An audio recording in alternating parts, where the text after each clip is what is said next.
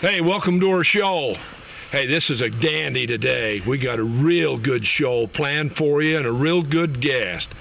He's from Spanish Fork, and he plays baseball. He's a baseball fan, and so he can't be all that bad. You know that? You know what our topic is today? Right here. Here's who he works for. Open Sky Wilderness Therapy. He works with those wilderness kids trying to change their behavior. Have you guessed who our guest is now? Our guest is Derek Daly. So we're going to welcome him to our show right now. Appreciate you being here. No problem. We're going to give some Spanish Forker a little notoriety and a little recognition. Right. So we want you to basically tell our viewers what this program is basically about. Okay. And then we're going to go down here to our fire kit. Okay. And we're just going to kind of show you people what you can do if you're caught out here in the wilderness. And hopefully some of these tips will help you survive. So in a little nutshell, basically tell our viewers what this program is all about. It's a wilderness therapy program for young adults and teens, and we take kids who are maybe getting in trouble at home a little bit, whether it be grades or get involved in drugs, and we take them out into the wilderness and give them a chance to simplify their life and live in a really small community. We travel around in groups of about 8 and give them a chance to get in touch with themselves again and rediscover, a little bit about themselves. And I think the reason why wilderness therapy works so well is because it does simplify things. You take away all the distractions from life. They don't have video games, they don't have cell phones and all these other distractions. And when you have such a really small culture, small community, it's really easy for different issues and things that they're having come up in their lives at home. It's kind of amplified in a really small group culture setting like that. So it gives us a chance to really pinpoint what they need to work on as an individual. And then we have all sorts of therapists and really the best people in the industry working with us. So I've been the assistant field director there for 2 years now and been doing this type of work for on and off for 8 years. So it's good work. Now, your wife was saying that you've spent more time in a sleeping bag than in a regular bed. Is that true? Yeah, she'd tell you that. Yeah, because I'm 8 days on, 6 days off, so 60% of the time at work. So in the past 8 years, I've spent more nights on the mountain in a sleeping bag than at home in my bed. So that's probably the hardest part about it. I love what I do. I love working with the kids. I love being out in the wilderness. The hardest part is just the sacrifice at home, being away from family and stuff. But a lot of nights on the mountain. Okay. Yeah. Now, just to kind of let the people know, your folks are who? Key and Cindy Daly. Okay. Yeah. Key and Cindy Daly. Good parents. They are good parents. Yes, they are. Good people. Yeah. All right. Now, we're going to take you right down to a basic fire set. We'll start with just some fire sets and some fire materials, different variety, and show people at home what they'll need or some different ideas of what they could use to make a fire. This is a tamarisk bow, and I like to find them whenever I can with a fork at the end just because it makes less work, and just loop it around the end and then do a half hitch down here to tie it on. And this is just basic nylon cord, which is the exact same as what's on my boot, the same kind of cord. So that's what you use. So I'm gonna use this cord, not my boot, so I can keep my shoestrings. But if I had to, I could use my boot strings. So you can make a bow out of sage or juniper, or all sorts. Anything that's straight like this. You can have a little bit of curve. I like my bows a little bit straighter. Okay. Now I noticed that you said you use a half hitch. A half hitch right here. Real easy. Make a cross like that. Gotcha. And then you're just gonna take it, go underneath that cross, and we're done. Once you got your bow, if you have your bow, we could sew them some top sockets. These are just 4 different kinds. This is just wood. This is off a juniper branch, and when you're going to use a top socket that's wood, it's best to go with a real hard wood, and actually tamarisk makes really good top sockets. But you do lose friction at the top because it's wood, so you'll get smoke at the top as well at the bottom, which is not the best. And you got bone. This is an ankle bone from a cow, and it's great too, but when they're fresh, they're even better. When they're kind of old and brittle like this, you can see it kind of burns through, and so they only last for so long. The best, my choice, is always just a rock. And it's really hard to get the hole started, but once you got it, you don't lose hardly any friction at the top. It's all put right down on your fireboard. Okay, so you mentioned the hole.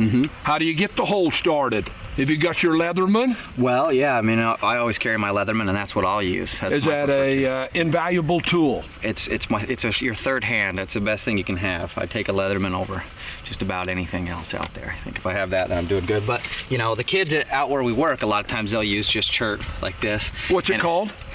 Obsidian or chert, flint. There's all different kinds, but it takes a lot of work. It might take them 4 or 5 days to really get something going like that working, but once they do, they have it. So you can use these types of things, especially when you're going to do wood. All right. So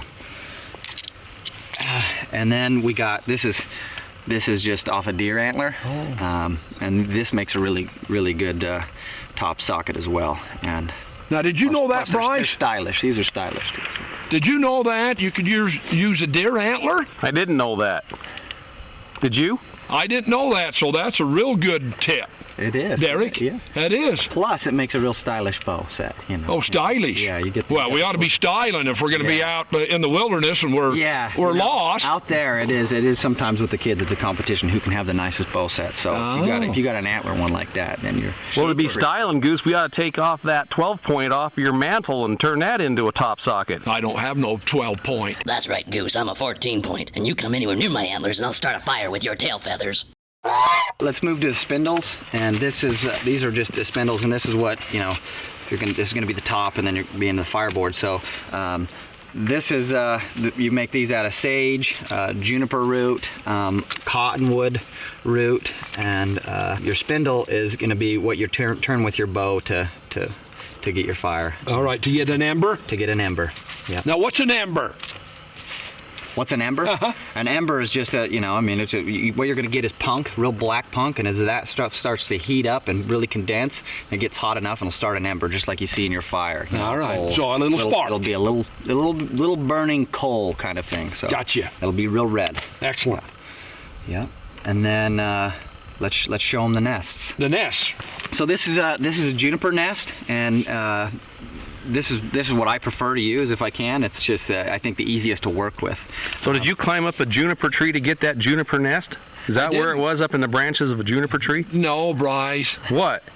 That's bark, right? That's bark. Yeah. Oh. And you stripped the bark and you formed it into a nest. It's off a Utah juniper tree, which has really long, stringy bark, and maybe later we'll however some stuff. We'll show you how to get that right off the tree. So this right here, is this a juniper? That's a Utah juniper right there. A Utah juniper.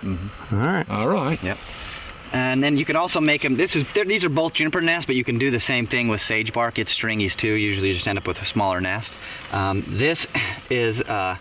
This is a cow patty nest. A cow patty? Yeah. You just don't want to get them when they're too fresh. Oh, we don't want them get them when they're too fresh, Bryce.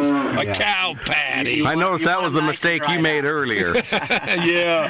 Hey, that's good to know. Yeah, and they work well. It takes a while because you once you get the ember in there, you'll kind of, what I've done here is just broke it up into the fine and then stack it up on a hill. So you'll put the ember here and blow into it. Gotcha. And I've used those a lot down on the boulder top. All right. So. And then here's the one. That's just grass. If you're out in the grasslands or somewhere where you don't have any trees and there's tall dead grass, that'll work really well too. I've had to use those a few times. So any of these will work. And you can also make a pine needle nest if you're just in some thick pines. You just stack some pine needles and it's a mound nest, and those work well too. Okay, folks. Let's show some fireboards. Okay.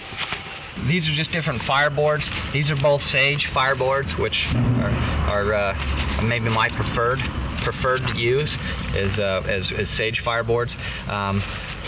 And this is what the spindle goes in? This is what the spindle goes in. This is cottonwood bark and cottonwood root, and for I find that for the younger kids, 13 or in the girls group, this is something they prefer to use, and it's just a different style. It takes a little longer, but you don't need as much down pressure. So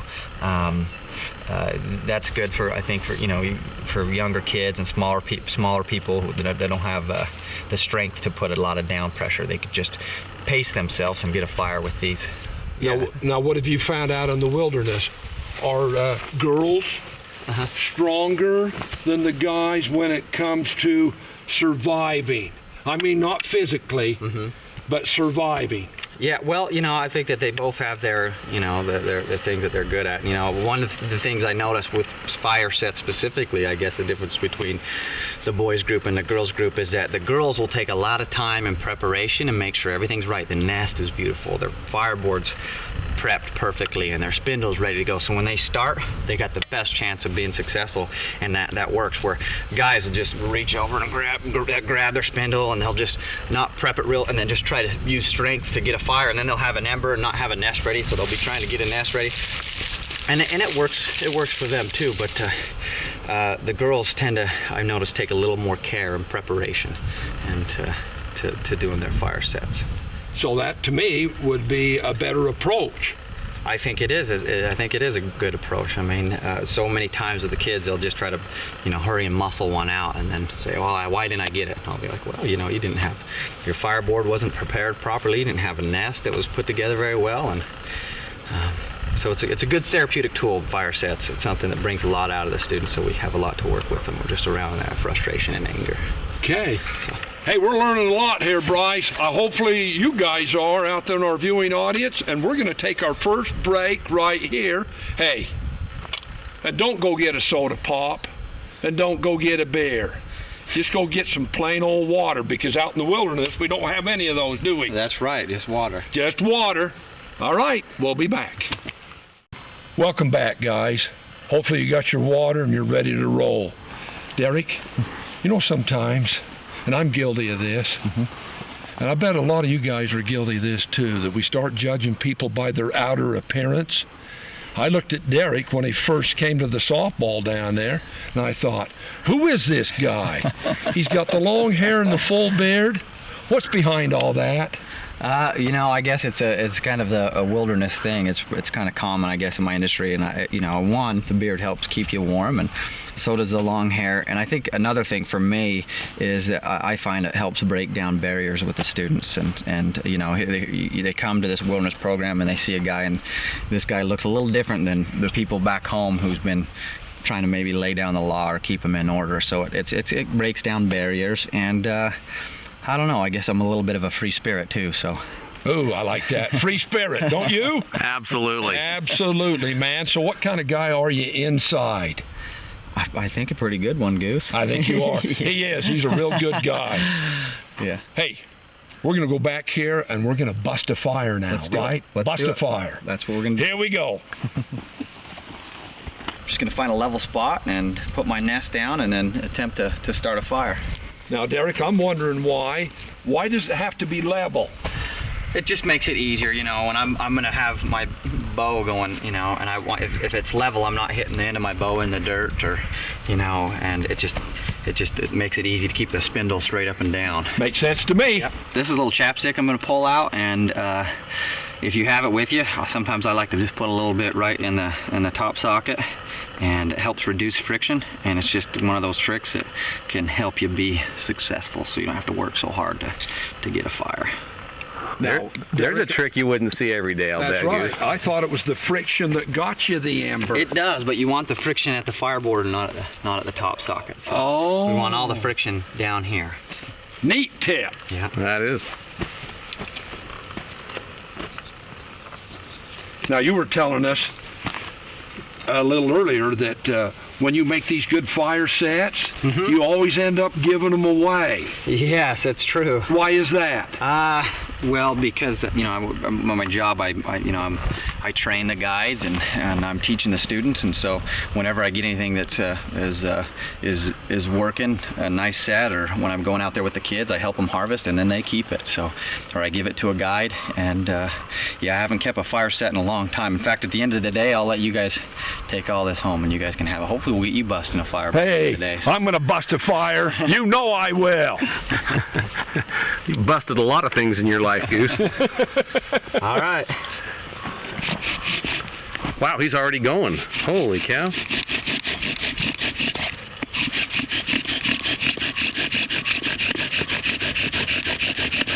And where there's smoke, It's there's already what? smoking. That's the old adage, where there's smoke, there's there's fire. That's it.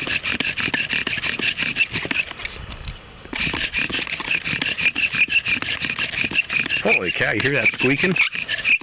Is that the friction, Derek? Yeah. That's not chalk on a chalkboard. No, my spindle was just flipping around. That's from having a loose cord. So All right. tighten this up, and we were close there. So if you get a kid out there in your groups and he's a couch potato, Yeah. will he be able to bust a fire? Sure, but just can take some practice, and it's kind of like riding a bike in a sense that it's muscle memory, and once you got that down, it's kind of an awkward position. It's a little uncomfortable to start with, but once you've got the form down and you've done it a few times, and your body starts to remember, and it makes it a little bit easier. So. I like that term, muscle memory, too. Yes, muscle memory. Yeah. All right, I'm gonna put this punk in the nest. You want me to? What's it called? Punk. Tell him what punk is. Okay. So this is after my first attempt, and we weren't able to get an ember. We're gonna try again, and this is a bunch of punk. We call it plunk. It's just the black stuff, builds up around the top of the hole, and that's really good for keeping ember. So I'm just gonna take that and I'll put it right in the nest. All right, another trick, Goose. Another trick, and that's called punk. We call it punk. P-U-N-K. Yeah. Wow. Up at school, if we were called a punk, that's a whole different term. Yes. Derek, what's the fastest you've ever busted a fire? The fastest I ever busted a fire with this set, it was a set that I knew worked well, and we were having a little competition, and so we had our best stuff there. We've been working on it for a week, and I started busting a fire, and I started moving my bow, and after about 5 strokes, my spindle flipped out.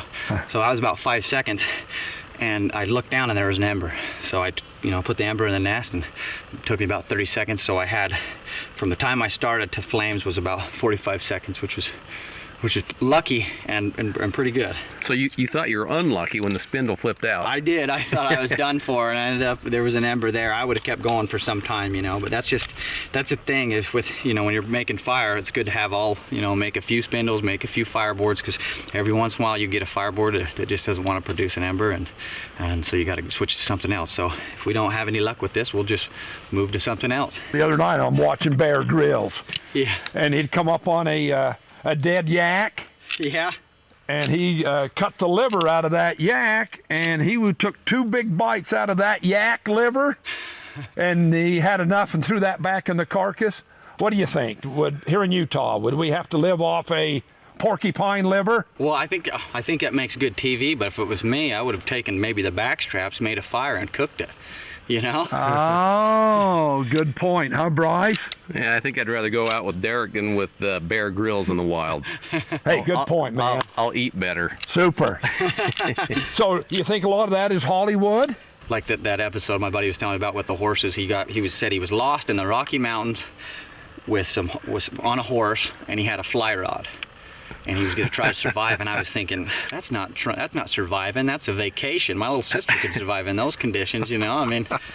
Yeah, horse and fly rod. Horse and fly rod in July, Something to think about, guys. Yeah. I think I'll try it. The horse and the fly rod. Well, and he couldn't. Going out surviving, honey. He didn't. One of the episodes he failed was in southern Utah. He couldn't get to water and gave up, threw in the flag.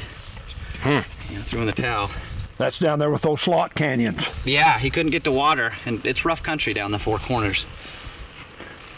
All right, let's see what we got here.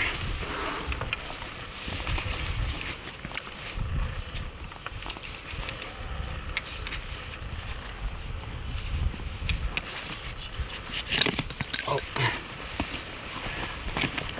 Not quite enough friction yet, Goose. I noticed. Now, is that okay to make a mistake there, Derek? Not on TV. It is, but not on TV. Okay. That's a good thing. I'm really glad, because if this guy was perfect, we'd feel so stupid when we try this. Well, that's what we want to show can't do people. it? Yeah. We're out here. We don't have any script, do we, Derek? We don't have a script. And that's the way we like it, because out in the wilderness and the real deal, there's no script, is there? There is no script. There's only survival. And you told me the most important thing is your mind. After your Leatherman. After your Leatherman.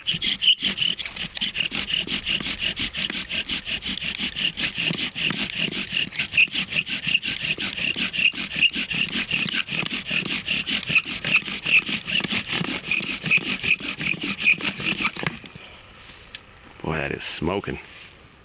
Oh, there's got to be an ember in there now. Look at that smoke coming out of there. That's an ember. Yeah, baby. Excellent, babe. So now that we got our ember, you got this punk, and you just bring that right in on the ember All right. and just let it grow. You don't have to hurry. It'll just grow. It'll be fine right there. So you could go get a nest ready, but we have one here. So See, and I was all nervous. You got to hurry. now once you got the ember, you're in good shape, and you can see the ember smoking. I know our viewers are on the edge of their seat, Derek. They're rooting for you. We're rooting for him, aren't we, Bryce? Yes, we are. It makes good TV. Otherwise, we don't have a show. Okay. So now the ember's in the nest, and it's still growing. And what I'm going to do is I'm going to pick this up, hold it like a sandwich.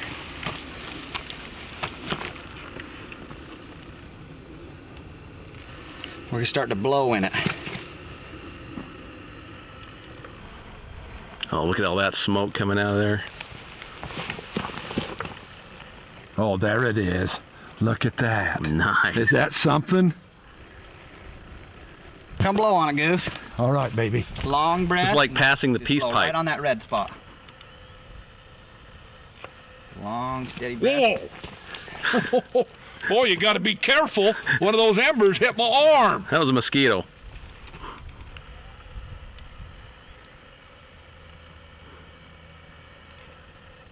Right on that red spot. Oh, wow. I can hear it. Force that into a fire, Goose. There you go. Wow. Oh, I heard it.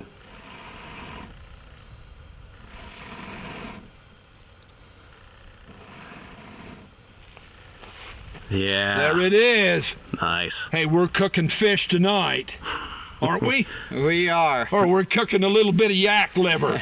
Not gonna eat it raw, huh? I'm gonna cook my yak liver. What about you? I think I'll cook it. Maybe we'll eat some triantula or some rattlesnake. We don't like snake, do we? I might, I know my wife doesn't like snakes, and my daughters. if she was hungry. Okay, Goose. Now we got this nest. You got the kindling.